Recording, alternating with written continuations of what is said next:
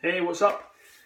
So my water distiller just arrived yesterday and I unpackaged it, got it all set up and good to go. So I thought we'd just make a quick video to share my experience so far. So look into water distillers yourself if you're interested. There's a lot of conflicting information out there about distilled water. The main thing is that apparently it leaches all the minerals from your body.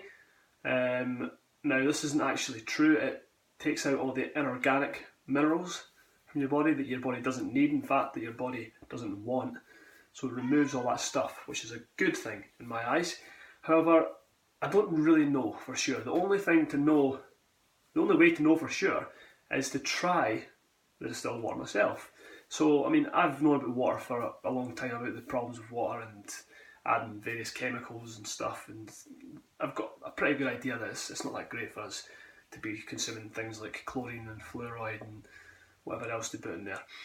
Now, you can filter your water. That's a great start. It's much better than doing nothing. However, most filters don't take out most of the crap in there. They just take out a little bit. So they're not really that great an option. There are other options out there as well, like a reverse osmosis system. Now these are quite expensive, but they do remineralise the water, which is the added benefit with these. However, do we need to remineralise the water, or can we get the minerals from our food if we're eating a healthy diet? Who knows? So, without further ado, I'll introduce you to my new water distiller.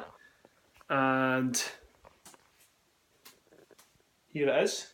So it's a Mega Home water distiller. And it was really easy to set up, and it seems like a good bit of kit. Now it's a bit more expensive than the cheapest ones. You can get one on Amazon for about 60 quid probably, but I opted to get something a bit more expensive. This was 160 quid including postage. So it was a bit expensive, but it does seem to be really good quality. And it comes with an extra added charcoal filter on the side here as well to take out any VOCs. So I thought it would be worth paying a little bit extra for that. I mean, that's nothing compared to what you'd pay for a really expensive reverse osmosis system. So there you go. So basically it filters it into this jug here. It's important if you are going to get a distiller to buy a glass jug. That's one thing I found in my research. Distilled water will leach more chemicals from plastic than ordinary water, so you must get a glass container, I believe. So, testing the water. I've got a TDS meter here. Now this isn't the be all and end all for testing water, but it does tell you the total dissolved solids in the water. So it tells you how much crap you've got in there, and basically the higher the number, the more stuff there is in there.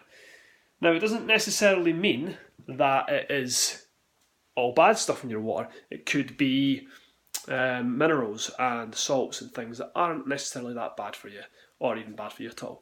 But generally the lower the number the better. Up in Scotland, up here, the water is pretty good. It actually reads about 120. So what we'll do is we'll test the water for you just now. So we've got some tap water here. And if we test that, place that in there, hold. It's reading that. You see that? 132 parts per million. So that's actually pretty low, believe it or not. Set that back to 0. Over here I've got some distilled water. I will go for the one without the lemon in it. And hold that. And yep, believe it or not, that is actually reading 001. So there is literally nothing in that except for pure water.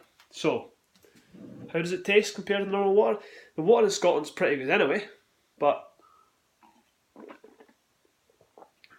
one thing I do notice is it's very smooth, if that means anything. It tastes good, as far as water tastes. I can taste something. I can still taste something. So it's still there. It's not like it's tasting nothing, but I can still taste something. However, I'm not going to drink it just now, but if I was to drink the tap water, I could tell the difference, definitely.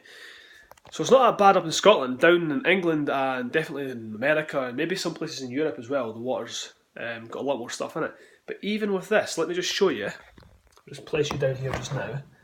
Let me just show you what is inside the distiller. So if I can take this lid off, it's got a suction on it. Place that away just now. So inside here, oops, cover the camera, you'll be able to see all the crap that's in there. See all that stuff? That should be stainless steel, silver, and all on the insides there.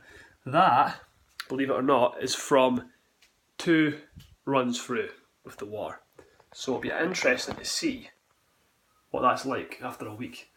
So I'll probably post another video in about a week's time and let you know how I'm getting on, how I'm feeling, because I've been drinking the distilled water for a day now, and I'm feeling, I don't know, I feel good. I feel happy that I'm trying it to see how it goes. And most experts, even the ones that say you shouldn't do distilled water for long periods of time, still say it's good to do it for a couple of weeks for detoxing the body. So we'll see how that goes. Water, I don't know. Look into it. You'll find all this crazy stuff about the age of Aquarius. You'll find all these crazy things for sale and stuff, and it could all just be like a sales pitch. But I don't know. I don't think we should be putting chemicals inside our body that we don't need. I mean, if chlorine can kill a fish, can't it kill a human? Who knows? You drink some water, man. Stay hydrated. Stay clean. Stay mean. And keep fat as well. It's important. Alright?